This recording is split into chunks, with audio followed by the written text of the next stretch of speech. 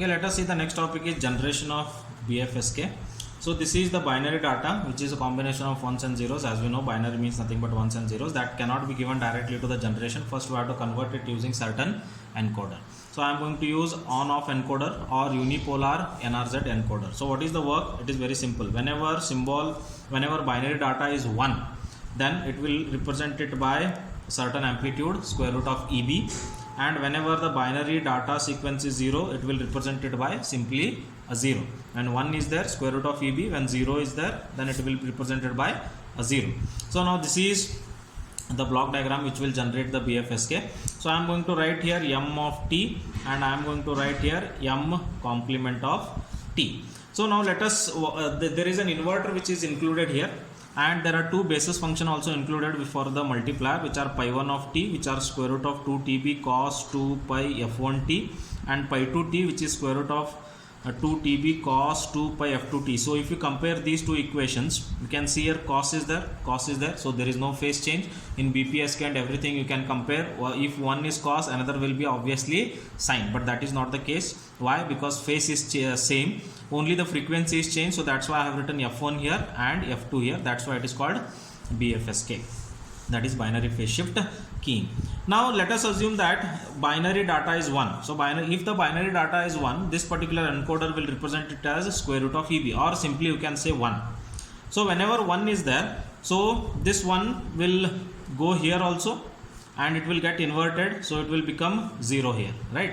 So now 1 into something, you are going to get the signal. 0 into anything is obviously 0, you are not going to get anything. So it means S1 of t will be available to me. So S1 of t, I can write S1 of t will be is equal to m of t, because m of t is there, multiplied by the basis function pi1 of t. In this case, S2 of t will be automatically 0, because 0 into anything is 0. Now assume that the 0 is a binary data sequence. It means it is represented by 0 only. So let us write here 0. So 0 into the pi1 is 0. Now this 0 will come here, it will be converted to 1 because of the inverter. So this will become 1 now, and 1 will be multiplying with the pi2 of t. I am going to get S2 of t this time, and I am not going to get S1 of t this time. So S2 of t, I can write m of t complemented because of the inverter multiplied by pi2 of t. In this case, S1 of t will be is equal to 0. So this is when symbol 1 is there, and this is when symbol 0 is there. So that these are the two cases. Now you can see the frequency of this basis function is f1, and the frequency of this basis function is f2. So f1 and f2 will are different obviously, otherwise I have written simply f, because they are different. I am writing f1 and f2. So why f1 and f2 differ by an integer multiple of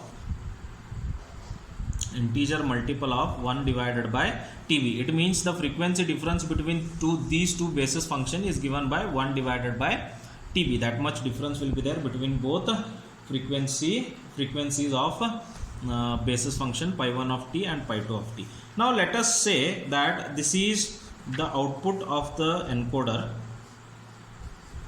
This is the output of the encoder. This is m of t. Output of the encoder is always represented as m of t. You can see here. So 1 is represented by square root of EB, as I said, and 0 is represented by 0. 1 is represented by square root EB. 0 is 0. 1 is again represented by square root of EB. Now, how Bfsk signal will look like? That is important. So Bfsk signal can be drawn as, see, just draw these boundaries here, wherever 1 is going to end and wherever 0 is going to end. Now cos signal, you can start from here, or you can start from the top. If you start from the top, so let us say this is the frequency I am going to send whenever 1 is there. So whenever 0 is there,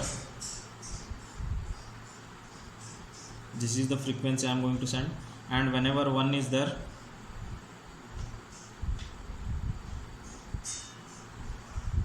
and whenever 0 is there,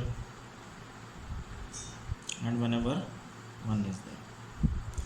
Now if you compare blockwise, you can see here these do have less time period because the mountains are very, or the positive crust or negative crust are very near to crest or near to each other, so it means the frequency is more.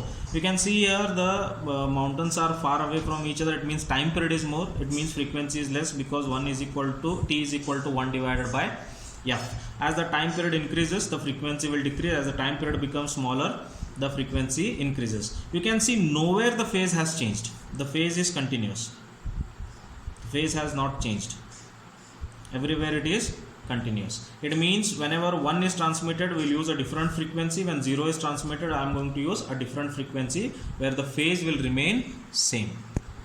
Now let us continue. The next one is detection of Bfsk, that is how the binary phase shift keying is detected at the receiving side. So let us say the received signal is x of t. This x of t is given to the two arms, where the two arms are supplied by pi 1 of t, pi 2 of t, same pi 1 of t which is used in the transmitter and same pi 2 of t which is used at the receiver, so that's why we call it as coherent. And you know that these combinations are called correlators. So what is the work of the correlator? First, it is going to correlate whatever is received bit by bit with pi 1 of t, and this arm is going to correlate whatever is received with pi 2 of t, and then it will be integrated over a period of 0 to tb, means bit by bit it will be integrated and both will be added. Once both will be added, I have named the output of this adder as y, and decision device will decide depending upon the threshold. So threshold is again set equal to 0, then this decision device will take two decisions, so that's why I have written two outputs here.